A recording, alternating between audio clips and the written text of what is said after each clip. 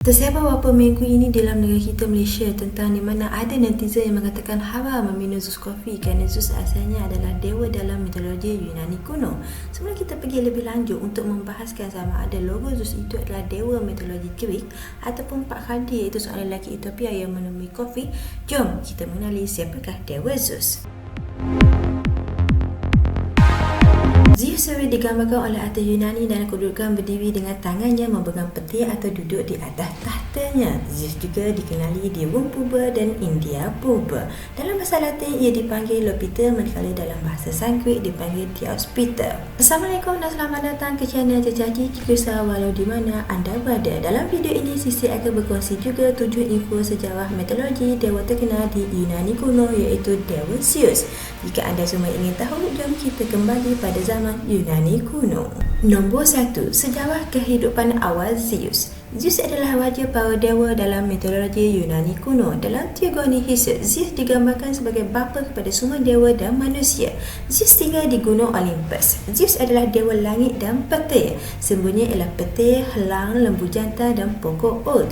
Zeus merupakan anak lelaki daripada Titan Cronus dan Rhea. Bapanya adalah dewa yang meminta sebelum kelahiran Zeus. Ramalan mengamalkan bahawa salah satu daripada anak Cronus akan lebih berkuasa daripada bapa mereka sendiri, dan untuk mengelakkan nasib ini berlaku, Cronus akan memakan semua anak-anaknya selepas lahir. Zeus berjaya dilahirkan oleh ibunya dengan cara Cronus menelan batu bukannya bayi Zeus. Nombor 2. Zeus menaklukki tahta. Zeus dibesarkan secara rahsia dan disusukan oleh Ametia. Setelah dewasa, dia mencabar bapanya dan membebaskan saudara-saudaranya yang dipenjarakan di dalam perut Cronus. Perang besar antara para dewa dan Titan tercetus dalam konflik yang kemudiannya dikenali sebagai Titanomachy. Selepas menang dalam peperangan tersebut, Titan telah berkongsi kuasa dengan saudara-saudaranya. Poseidon memerintah di lautan, Hades memerintah dunia bawah tanah dan Zeus memerintah langit dan bumi. Tetapi sebelum mengukuhkan kuasanya, dia menghadapi dan mengalahkan generasi dalam perang Gigantomachy.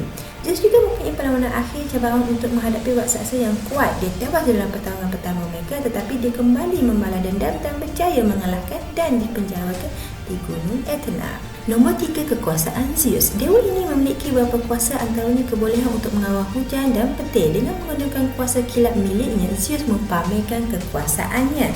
Zeus juga dapat memutuskan perjalanan sesebuah peperangan. Sesiapa yang disenangi oleh dewa pasti menang. Oleh itu, Zeus sering ditemani dewa Nike, iaitu dewa kemenangan, dan sudah pasti kemenangan di dalam tangannya. Nombor 4. Dunia cinta Zeus. Dewa alam semesta ini telah berkahwin dengan Dewi Hera. Dengan waktu Hera, Zeus mempunyai anak-anak penting seperti Hephaestus, Dewi Api, dan penempel besi, Meres, dewa perang. Selain Hera, Zeus juga jatuh cinta dengan beberapa dewi lain seperti Dewi Leto. Zeus mempunyai anak yang bernama Dewa Olimpik Apollo. Zeus juga merupakan bapa kepada demigod terkenal seperti Hercules dan Perseus.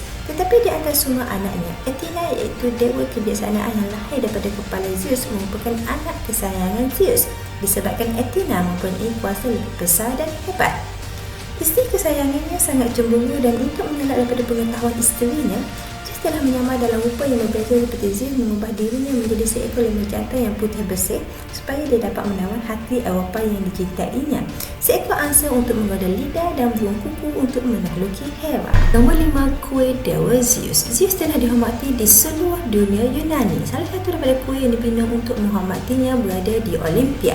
Di dalam kuil tersebut ada patung dewa yang sangat besar dipahak oleh Phidias, pengukir Yunani kuno yang paling terkenal. Karyanya menjadi salah satu daripada 7 keajaiban dunia. Nombor 6. Persamaan Dewa Zeus dan Dewa Jupiter. Sukan di bandar Olympia adalah perayaan yang hebat untuk menghormati Zeus. Dalam seni Greek Purba, dewa melambangkan sebagai seorang lelaki dewasa yang kuat dan megah dengan mahkota daun oud dan diiringi oleh helang. Helang juga dikaitkan dengan dewa di Rom yang dikenali sebagai dewa musytari Jupiter. Jupiter juga dihormati.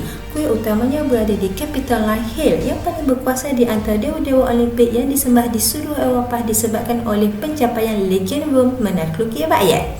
Ada kalanya bereksplanasi penyembahan kepada dewa secara sinkretisme dengan dewa asli. Pemujaan dewa-dewa Olimpik mungkin telah merosot, tetapi pelbagai mitos Zeus berterusan untuk mengagumkan manusia dari semua peringkat umur.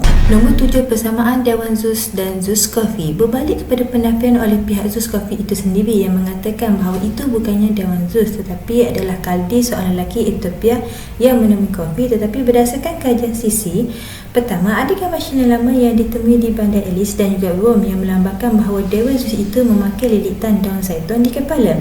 Lilitan daun zaitun itu adalah satu simbol kebudayaan yang biasa bagi masyarakat Greek, ianya melambangkan kejayaan dan kemegahan. Namun, kadri lelaki Ethiopia yang menemui kofi itu tidak memakai sebarang benda di atas kepalanya. Nombor 3, warna biru di logo Zeus pula adalah sinonim dengan langit dan Zeus pula adalah dewa langit dan petir dalam mitologi Greek.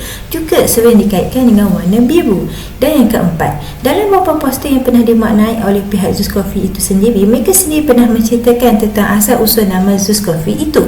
Jadi sebagai kesimpulan sahabat-sahabat Sisi, untuk minum ataupun tidak minum, beli ataupun tidak beli, itu adalah hak pribadi anda. Tetapi ingin Sisi terangkan juga ialah biarlah kita melakukan sesuatu dengan berdasarkan ilmu, bukan berdasarkan emosi dan juga sentimen semata-mata. Jikalau video ini bermanfaat, jangan lupa like dan komen. Untuk mendapatkan lebih banyak video seperti ini, jangan lupa subscribe Sisi. InsyaAllah kita akan berjumpa lagi pada next video.